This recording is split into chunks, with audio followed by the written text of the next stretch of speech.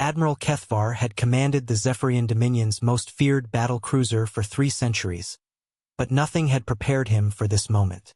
The massive viewscreen displayed what his tactical officers insisted was impossible. A fleet of vessels emerging from the void, each one dwarfing his flagship like a mountain beside a pebble. "Sir, we're detecting energy signatures unlike anything in our databases," reported Lieutenant Vexera, her tentacles trembling as they danced across the control matrix. "These ships, they're ancient beyond measure, yet their technology appears to be centuries ahead of our own." The fleet materialized in perfect formation, 17 colossal vessels that seemed to bend spacetime around them. Their hulls bore the unmistakable scars of countless battles, yet they radiated a power that made the Dominion's finest warships appear fragile as glass ornaments. Commander Nick Solon, the Dominion's chief xenobiologist, studied the readings with growing amazement. "Admiral, preliminary scans suggest these vessels originated from the Sol system, the 3rd planet specifically. But that's impossible. Our historical records indicate that world was consumed by its own star's expansion over 500,000 years ago." Kethvar's compound eyes focused on the lead vessel, a behemoth that stretched for kilometers in every direction.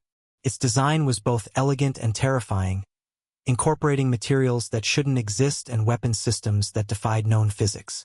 "Open a channel," he commanded, his voice steady despite the fear coursing through his exoskeleton. The response came instantly, not through their communication arrays but directly into their minds. The voice that spoke was ancient, weary, and carried the weight of eons. "Greetings, children of the stars. We are the remnants of Earth's final exodus. The last defenders of a world that died when you were still crawling from primordial seas." Captain Marcus Thompson materialized on the bridge as a holographic projection, his appearance flickering between human form and something far more advanced. 500 millennia of evolution and cybernetic enhancement had transformed humanity into beings of incredible power, yet traces of their original nature remained visible in his weathered features. "You call yourselves the Zephyrian Dominion," Thompson continued, accessing their databases with casual ease. "You've spent the last 1,000 years conquering lesser civilizations, believing yourselves to be the apex of galactic evolution. How quaint." Kethvar struggled to maintain his composure. "What do you want from us?" Thompson's expression remained neutral, though his eyes held depths that spoke of unimaginable loss and determination. "We've been wandering the void since our homeworld's destruction, carrying the last genetic samples of Earth's life forms and searching for suitable worlds to terraform.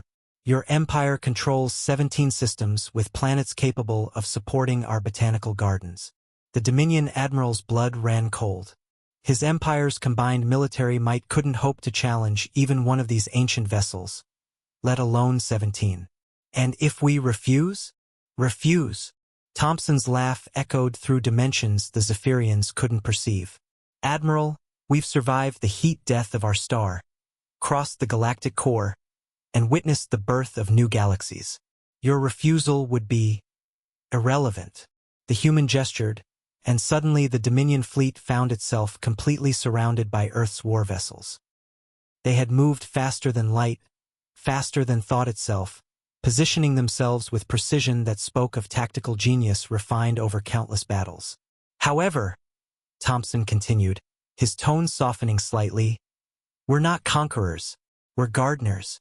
We'll take 3 of your agricultural worlds and transform them into Earth gardens. In exchange, we'll share technology that will advance your civilization by millennia." Kethvar looked at his officers, seeing his own awe reflected in their alien features. Before them floated the descendants of a species that had transcended extinction itself, beings who had turned their grief into purpose and their wandering into hope. "The choice is yours, Admiral," Thompson said. "But remember, we've been patient for 500,000 years. Our patience has limits." As the ancient Earth fleet waited in perfect formation, the Dominion realized they weren't facing conquerors or destroyers.